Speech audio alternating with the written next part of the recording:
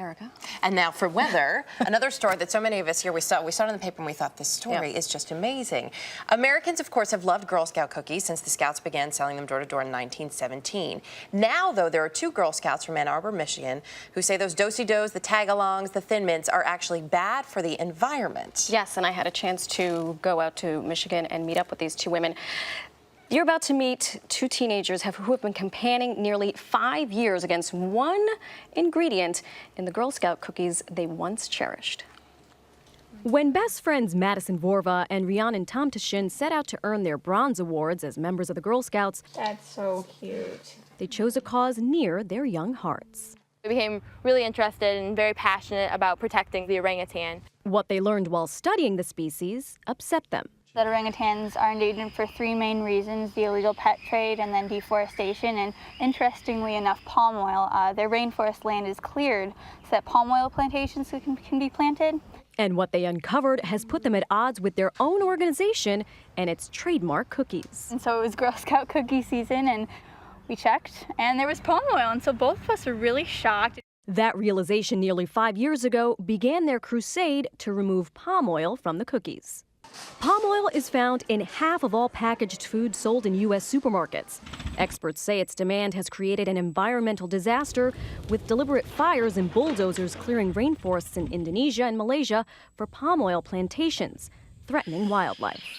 Did you girls ever consider quitting the Girl Scouts? I mean, there have been moments of extreme frustration, but at the same time, Girl Scouts is what gave us the opportunity to be where we are now. Our bakers don't believe that there is a viable alternative to produce the taste, the quality, all of the attributes which our consumers and our members require and expect out of our cookies. Girl Scout cookies! The nonprofit organization sells more than $700 million worth of cookies each year. But for these scouts, it's not a price worth paying. They partnered with environmental organizations to apply pressure, urging supporters to send Girl Scout leaders 70,000 emails and swarm their Facebook page.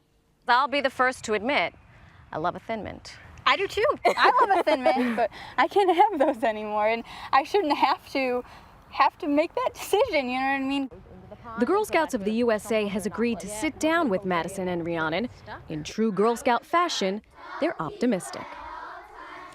And joining us exclusively this morning, Girl Scouts and activists Rhiannon Tomtishen and Madison Vorva. Good to have both of you with us this morning. So this is a huge day for you guys. You're meeting with basically the top brass at the Girl Scouts today. This is 5 years in the making, so you've had a lot of time to think about this. What's your goal of today's meeting? I know that Rhiannon and I are so excited to finally meet with representatives from Girl Scouts USA, but also really nervous. We want them to see the opportunity that they can allow us to live up to the Girl Scout law by making the world a better place and using resources wisely. And so I think we're just really excited for this opportunity.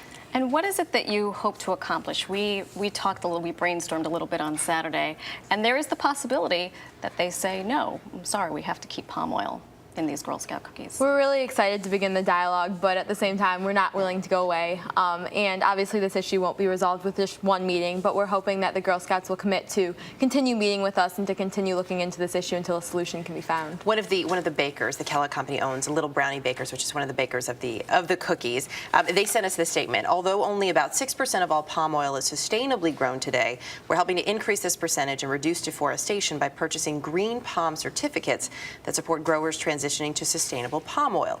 Little Brownie Bakers looks forward to the day a sufficient and feasible supply of sustainably grown palm oil is available. Girl Scouts USA had said, look, our bakers don't believe there's a viable option. There have been some reports, though, of the Girl Guides out of the UK that they made some switches with their cookies to things like canola oil, to things like olive oil. You've done a lot of research here. Would one of those oils work as a replacement in what you found? Well, we aren't food scientists. There certainly are trans fat-free oils that are out there and that, a blend could be used. And I think if Girl Scouts USA sees, we need to make this change, and then they're going to find one, and they need to, be firm with their bakers and say that just 5 years ago they added the palm oil, and so the palm oil can't be taken out. And you came to this place because you started researching the effects of palm oil on the environment. Tell folks at home some things that you uncovered. We discovered that because of the palm oil plantations that are being planted in the rainforests in Indonesia and Malaysia, the orangutans, as well as a variety of other endangered animals, are losing their habitat. So it's, we were specifically interested in the orangutans, but it's also affecting a large number of animals as well as the rainforest and the indigenous people there. And you've been working on this for some time, as we mentioned. That's how it all started out. You say you're going to keep at it no matter what happens with the meeting today. Do you feel like you, though, at this point, have already made some progress in the last 5 years? Absolutely. I think a lot of Girl Scouts are aware of this issue. A lot of American consumers care about this issue now. You know, everybody wants to believe in Girl Scouts USA, and you know, I want to believe in Girl Scouts USA, and I know that we can once we, begin this discussion. So absolutely, we've made headway. And Erica, these women, when I was 15, I don't know who you were idolizing. Tell us who your idol is. The posters. Jane Goodall. Jane Goodall. Dr. Jane Goodall. So they got Jane Goodall to actually sign their petition. There you are, a tender 13, now an aged 15 and 16. So you've come a long way, and you still have a little ways to go. Well, the Girl Scouts are lucky to have you, and it's great to have you here with us. You are clearly leaders for so many folks and inspiration from a young age, as Madi mentioned. So great to have you both with us. Madison, Rhiannon, we wish you the best of luck today, and we look forward to your update. Yes, so give a call later today so we know how it went. Let Will us do. know.